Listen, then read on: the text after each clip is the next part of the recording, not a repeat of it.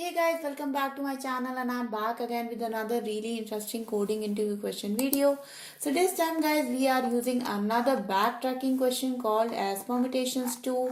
It is question number 47 of Leetcode and a medium level question. Today we'll solve it right here in this video.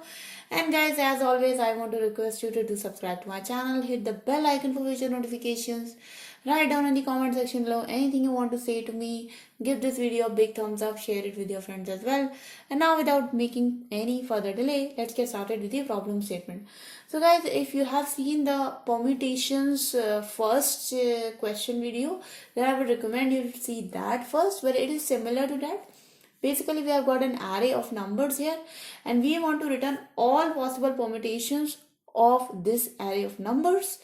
The thing is, unlike the previous question, we can have duplicate elements in this array. So for example, 1 is repeated twice in this array. So if you know a little bit about mathematics, you know that the permutations of n elements is n factorial. So because we are having 3 elements, ideally we should have 6 permutations, right? Because 3 factorial is 6. But why we have only 3 permutations? Because 2 numbers are repeated here. So if I start with this one, I get one combination 1, 1, 2.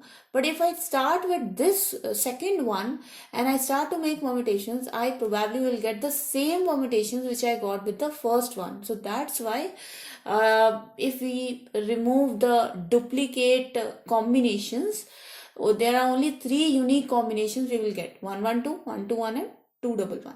So we have to find out all the unique permutations, permutation combinations. The constraints are that the length of the array is from 1 to 8 and the number could be minus 10 to plus 10. And now let's get started with the solution part. So guys, as I told you before, we are going to solve it using backtracking. So here is a little bit of approach how we are going to solve it. So first of all guys, as we know that we are having duplicate elements in the nums array. So the way to only take unique elements is by first creating a hash map. So what we are going to do is we are going to store the numbers and their occurrences in a hash map. And once we have stored that in a hash map, what we are going to do, instead of permuting the elements, because if you are using our normal permutations, if there were no duplicate elements, we could have just done the permutations of all the elements in the array. But instead of doing that, we are going to do the permutations of the hash map keys, and we are going to continue to include those hash map keys until their occurrences or until their frequency is completely finished inside that map. So permutations of hash map keys until their frequency or count is set to 0. So once all the keys are completely all the keys and all their counts is 0, that means that we have got a list of integer having the perfect combination for us. So once you have got that list, what you do, you simply store the copy of your temp list in your result.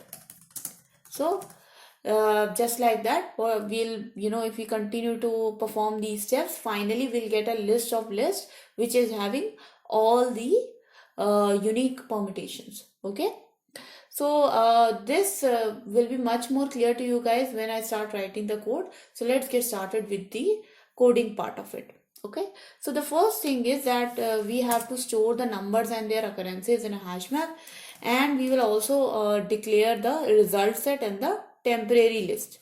Okay, so list integer result is equals to new array list. So first of all, we will declare the result variable which we have to return. Then we will declare the temporary list, the initial temporary list which we will be storing in the result array list. So let's make that declaration is equals to new array list.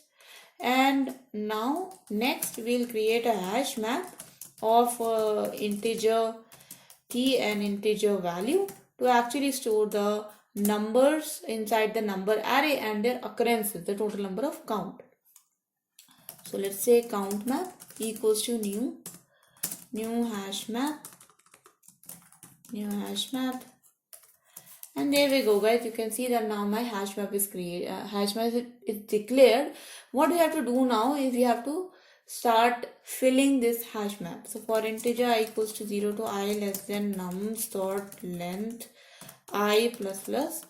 First of all, we will check if the map does not contain this particular number. If count map dot contains key nums I, if count map does not contains key nums I, in that case we will put a key inside the map. So put nums I and initialize a value or initialize the count to 0.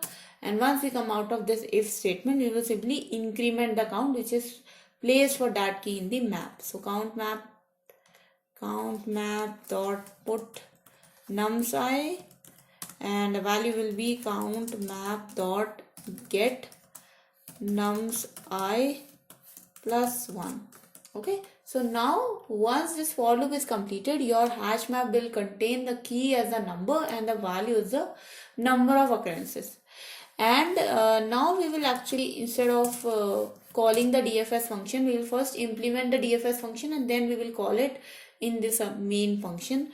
So let's create a DFS function, private void DFS, and in this DFS function we will simply pass the result, the temporary list, the hash map and the numerical array. So result and your temporary list and your hash map, that is count map, and finally the nums array. And now let's get started with implementing the DFS function first. So first of all, guys, you will simply check if this temp list is having the exact name or number of elements as the nums array. So if the temp list dot size is equals to the nums dot length, if that is the case, that means that our temp list is full. That means we have got our permutation. So simply do result dot add new array list and add this temp list here, and once you have done adding it, you can return on it. So this part is done, guys. Now we have added our temp list. This is our base condition, that base condition is done. If the size is equals to the length, we have got our permutation. But in case the base condition is not done, what we will do, we will start iterating the entries of this count map. So what we will do, map dot entry and count map dot entry set, and this will give us the entries inside this hash map. So first thing is we will check what is the key value, that is entry dot get key. Second thing, we will check what's the value of that key is equals to entry dot get value.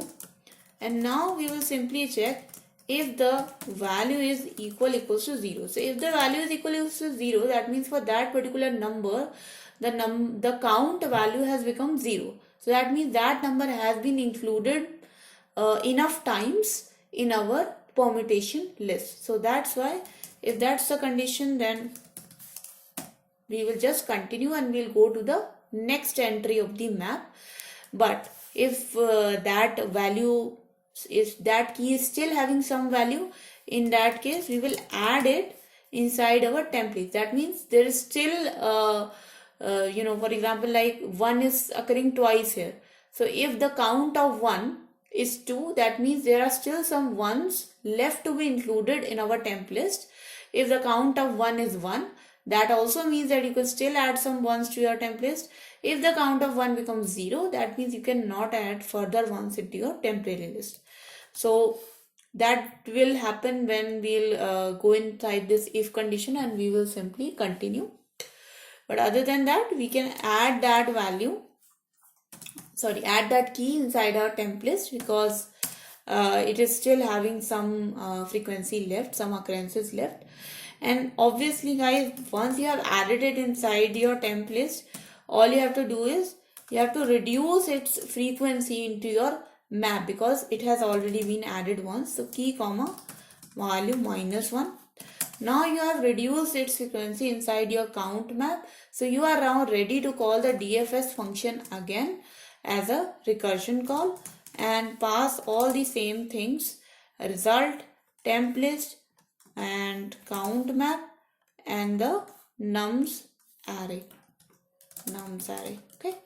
So once you have gone through the depth first search for that particular key, now you can simply remove that key from temp list. So temp list dot remove temp list dot size -1. So now you can remove that key, and also you can put the same value inside your count map. Okay. So this was our DFS function, guys. Now we have created this function, so it's time to call this function inside our permutate unique method. So all you have to do is pass call the DFS function, pass result, pass temp list, pass count map, and all the necessary arguments, nums, and finally after this entire function your result will be populated and you can return it using return result. Now let's run this code, guys, and let's see if this works. Okay, so we have got a little bit of error here. So the thing is that I used a primitive data type. So you have to use an integer here,